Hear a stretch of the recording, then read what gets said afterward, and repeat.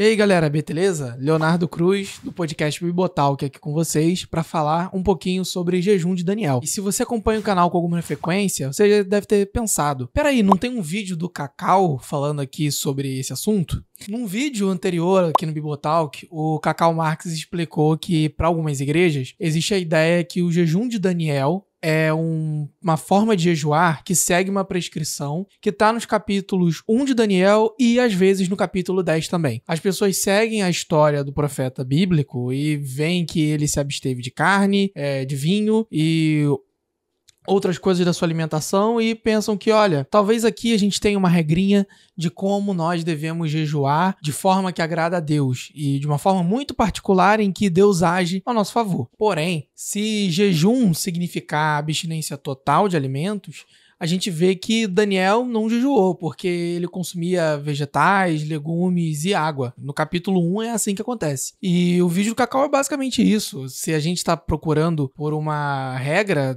de jejum a partir de Daniel, a gente não vai encontrar porque a gente tem uma dieta de Daniel e não exatamente um jejum. Mas em um momento do vídeo ele faz essa pergunta aqui. Por que então que as pessoas fazem jejuns de Daniel? Por quê? Pra que isso? Eu não sei direito onde isso começou. Talvez você possa perguntar lá pro nosso amigo Léo Cruz, que é o grande rastreador das tendências gospel.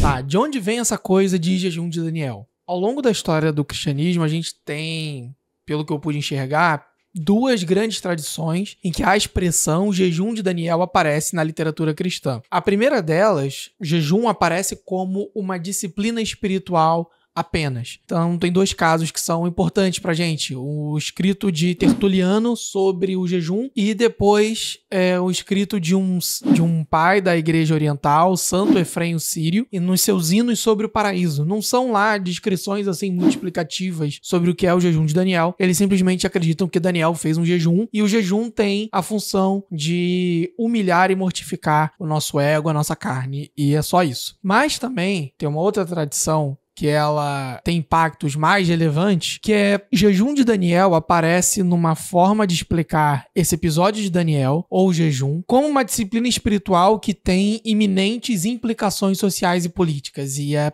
por aqui que esse vídeo ele vai seguir. Mas antes de eu começar, eu preciso fazer uma pausa aqui e começar uma menção desonrosa, se eu posso chamar assim, porque tem um conjunto de livros que foram publicados dos anos 2000 pra cá, que eles levam a sério, muito a sério, essa ideia de que o jejum de Daniel é uma prescrição de dieta que todo crente tem que seguir. E esses livros, eles vão seguir a linha de dizer que se você olhar pra história de Daniel e perceber que ali você tem uma receita de uma dieta ao lado de um período de jejum espiritual e que no final da história de Daniel ele foi conselheiro dos reis da Babilônia e da Pérsia, o jejum de Daniel seria, olha só, uma receita para emagrecimento, sucesso financeiro e espiritual. Então tem 3 livros que foram best-sellers assim, com essa mensagem, que foram o Cura para Toxicidade, de Don Colbert, de 2002. Ele era um médico e ele dizia que para você ter uma dieta detox, que não é só detox para sua saúde, mas espiritual também, você poderia olhar para a história de Daniel e o jejum de Daniel e seguindo a receitinha que o capítulo 1 de Daniel dava, no final das contas você teria uma vida mais leve, mais bem-sucedida. Um segundo livro é Uma Mulher Moderada, de Dee Brestin, 2007, em que a Dee tá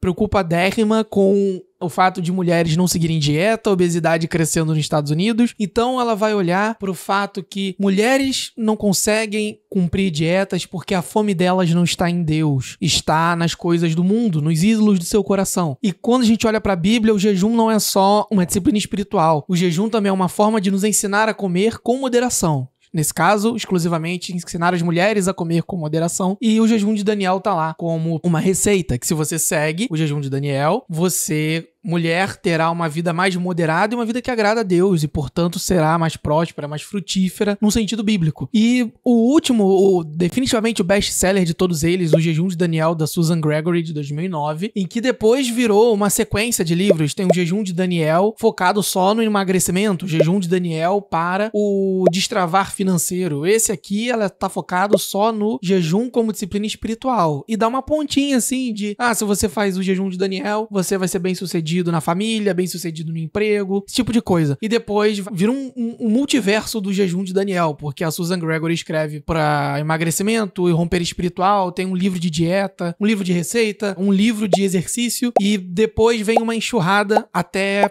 recentemente, 2020, 2021, de livros que enxergam o jejum de Daniel como uma receita para ter uma dieta que agrada a Deus. Terminado esse parênteses, que é um treco completamente, assim, de explodir a minha cabeça de como as pessoas poderiam pensar uma coisa dessas, vamos voltar pro roteiro principal do vídeo. Como o jejum de Daniel aparece sendo usado como uma retórica de distinção social e política. Vamos voltar lá para o cristianismo primitivo. No cristianismo primitivo, uma das primeiras menções a jejum de Daniel como uma forma de distinção política e social aparece em João Crisóstomo, nos Sermões contra os Judeus. É um conjunto de sermões muito famoso dele, e nesses sermões, o João Crisóstomo ele tá alertando os cristãos da cidade de Antioquia para eles tomarem cuidado com um apego que as práticas judaicas têm para eles como algo mais puro, mais original, nesse sentido. E o João Crisóstomo ele vai argumentar que a Torá, a lei judaica, ela é inútil, ou ela se faz inútil, principalmente por conta de Jesus. Mas isso já tem alguns sinais no Antigo Testamento. Ele vai olhar para o capítulo 1 de Daniel, nesses sermões, nessa série de 8 sermões, e vai dizer que ali Daniel ele não está seguindo o que um judeu deveria seguir na hora que faz jejum,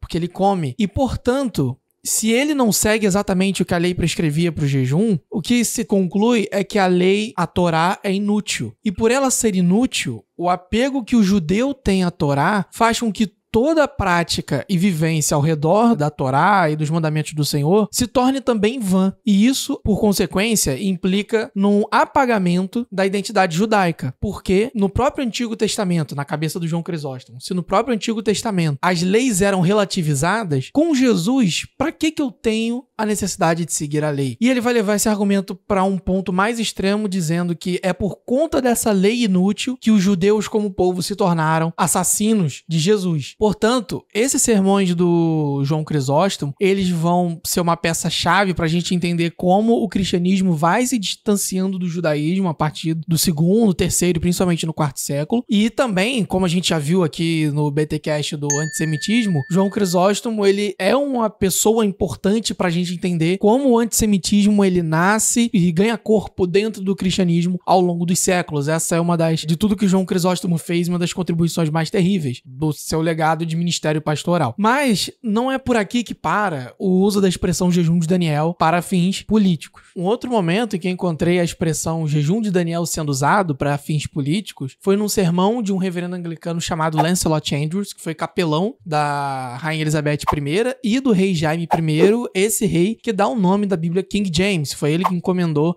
a tradução da Bíblia para o inglês. Inclusive, o Lancelot Andrewes foi um dos editores da Bíblia King James. Esse sermão ele tá no conjunto de 96 sermões do Andrewes, e num sermão de quarta-feira de cinzas, de 1621, ele prega para o rei Jaime I sobre a importância do jejum. E lá ele menciona que o jejum de Daniel é uma evidência que o propósito do jejum ele é mais a humilhação pessoal diante de Deus. Sendo assim, a prescrição exata do que se deve fazer ou não é o objetivo do jejum. O que importa é a intenção do coração de se colocar diante de Deus em humilhação e buscando a dependência de Deus diante de momentos de adversidade, de quando os inimigos nos cercam, e momentos de também esperança, de clamor pelo retorno de Jesus. É um sermão muito bonito a propósito. O que pouca gente percebe é que esse sermão de Andrewes é uma resposta também à crítica que os puritanos faziam à obrigatoriedade do calendário litúrgico. Por que razão? Uma vez que o Andrewes diz que o jejum ele é mais definido pelo propósito, pela intenção do coração, do que pelo conjunto de regras, ele está dizendo que a tradição cristã sobre o jejum nunca foi restritiva ou obrigatória. Ela sempre foi adaptável aos contextos e à situação individual. Os puritanos reclamavam dessa característica da igreja anglicana, em que o calendário litúrgico colocava uma obrigatoriedade de rituais na vida do cristão que não são de fundamento bíblico, são mera tradição e, portanto, por não serem de fundamento explicitamente bíblico, não deveriam ser seguidos como obrigação e, por serem opcionais, portanto, não deveriam trazer toda essa edificação que a tradição costumava argumentar. O Andrews também, nesse sermão, ele vai dizer que o jejum, como uma disciplina que leva o crente à humilhação diante de Deus, faz com que o nosso ego ele seja desinflado, a gente deixe de ser egoísta e evite as contendas, evite as brigas. E assim o jejum combate o vício da separação. Isso é interessante porque o Andrews ele conecta o jejum como um remédio aos 7 pecados capitais, mais o da separação, que não faz parte dos 7 pecados capitais. E por que a separação está aqui? A separação ela é uma pauta muito importante para os puritanos, que uma vez que eles olham para a igreja anglicana e veem ali traços papistas, romanistas, como a gente viu no BTcast sobre o puritanismo, a saída do movimento puritano é vamos nos separar. Precisamos sair da igreja que está impura para viver uma igreja, um cristianismo que fosse puro. Os sermões do Andrews eles foram reunidos e publicados com o financiamento da coroa. Isso depois da morte dele. Porque nesse momento em que eles foram publicados, o rei Carlos I, ele pretendia usar esses sermões de um dos grandes eruditos da igreja anglicana como arma contra o puritanismo. O Andrews deu aula em Oxford de hebraico, de grego, por exemplo. Então ele era um cara muito inteligente. Mas no fim das contas, nem mesmo esse recurso da coroa adiantou. Aconteceu a Guerra Civil Inglesa, os puritanos continuaram existindo e o rei Carlos I foi executado em 1649. E essa discussão sobre jejum no calendário litúrgico e usando o termo jejum de Daniel segue dentro da igreja anglicana mesmo depois da Guerra Civil e da restauração da monarquia. Tem esse registro porque o pastor puritano Richard Baxter, ele participou de uma comissão para revisão do manual litúrgico da igreja inglesa, da igreja anglicana. E nesse manual, eles discutem sobre o papel do jejum usando a expressão jejum de Daniel. Mas no ano seguinte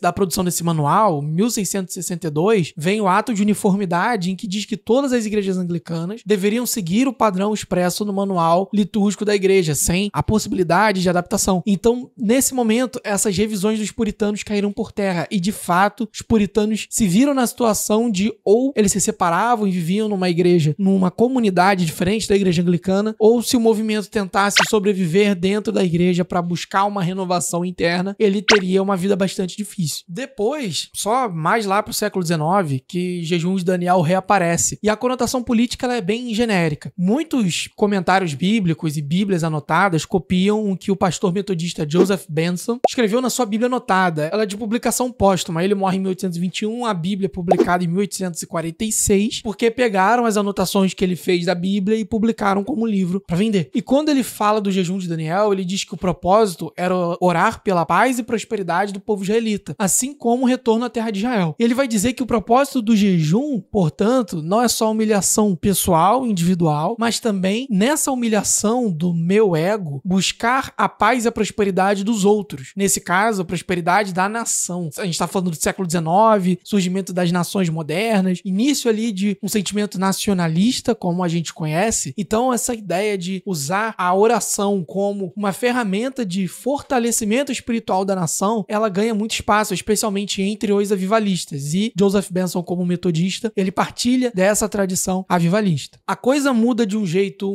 bastante radical quando, depois dos anos 90, o termo jejum de Daniel ganha a popularidade que tem hoje entre alguns evangélicos por causa do movimento de batalha espiritual. Nos anos 90 aconteceu uma mudança muito radical na forma como o termo era entendido e como o jejum era entendido também, por conta do Charles Peter Wagner. Ele escreve em 97 um livro chamado Oração de Guerra, e ele coloca o jejum de Daniel, e aí nesse caso em particular, não o capítulo 1, mas o capítulo 10, como exemplo de uma arma espiritual contra demônios que atuam em espaços culturais e políticos. Só lembrando aqui, o movimento de batalha espiritual tem como premissa que existem demônios atuando em espaços da cultura. O Peter Wagner, inclusive, ele vai ser um dos primeiros a trabalhar de forma mais teologicamente profunda, no sentido de não de estar correto, mas de colocar mais elementos, a ideia dos 7 montes, das 7 montanhas. Ele vai ser o primeiro a tentar articular isso, e depois vem outras pessoas, como a Cindy Jacobs, como o Lance Wallnau e outros caras. Mas a ideia é que existem esses 7 montes, 7 esferas da cultura, e cada uma delas, por conta do ser humano em Adão ter entregue o governo, o domínio do mundo para Satanás por meio do pecado, esses demônios eles ocupam esses montes e controlam todas as esferas, espaços, instituições culturais da nossa sociedade. E a política é uma delas. Então, estratégias que envolvam jejum e oração, inclusive em escala como marchas de oração, caminhadas de oração, louvorzões, campanhas em frente a fóruns, hospitais, escolas e outras instituições do poder civil são ferramentas que não são apenas espirituais, mas elas são políticas também. Porque a ideia é que uma vez que esses demônios sejam expulsos desses lugares, os agentes desses demônios, os políticos, professores, enfim, que não são cristãos, que não estão debaixo do domínio do Espírito Santo e da orientação de Deus, eles também sairão desses espaços e ali pessoas que ou são cristãs ou são influenciados por cristãos em sintonia com o Espírito Santo vão ocupar esses espaços e poder conduzir essas esferas da cultura de acordo com os parâmetros do Espírito Santo. A grande mudança é que até os anos 90, com o movimento da batalha espiritual, o jejum ele era uma disciplina espiritual para humilhação individual, ou seja, mesmo quando era usado para um distanciamento social e político, a ênfase é no jejum como uma disciplina que mortifica a minha carne, que abate o meu ego para que eu seja mais humilde, e depois ele ganha a dimensão de ser algo que eu faço uma prece em favor dos outros. Ou seja, porque eu me humilhei, porque eu deixei de alimentar o meu egoísmo, eu posso no jejum perceber as necessidades de outros e clamar por elas. Com a batalha espiritual, o que acontece é que o jejum ele vira uma arma a ser usada contra outros, em particular os adversários políticos de alguns evangélicos. Por isso que jejum de Daniel virou um código em que não só você luta espiritualmente contra aquilo que te abate, aquilo que te aflige na sua mente, na sua espiritualidade, no seu trabalho, mas tudo isso que te aflige individualmente tem uma raiz política e mais coletiva por trás. Então o seu jejum para que você possa ganhar mais no seu trabalho, por exemplo, também é um jejum para que a política econômica anticristã ela deixe de ter espaço nas discussões do Ministério da Economia e ali uma política cristã de trabalho possa surgir. Tem toda essa dimensão que está conectada aqui junto. Qual é o problema dessa visão do jejum de Daniel atrelado à batalha espiritual? É que a gente vai cair no erro que o Cacau e o Bibo falaram no BT Papo sobre orações imprecatórias, em que a gente confunde a nossa justiça com a justiça de Deus e ao fazer isso, a gente olha para pessoas que deveriam ser alvo das nossas orações em favor delas como pessoas que são alvos da nossa oração contra elas. Porque elas são alvos, é como se elas tivessem uma mira nas costas e nós tivéssemos poder e autoridade para fazer com que Deus movesse céus e terra por meio das nossas orações para ele abater nossos inimigos a partir dessa arma espiritual. E aí, sem dúvida, gente, orar e jejuar faz parte de uma luta espiritual,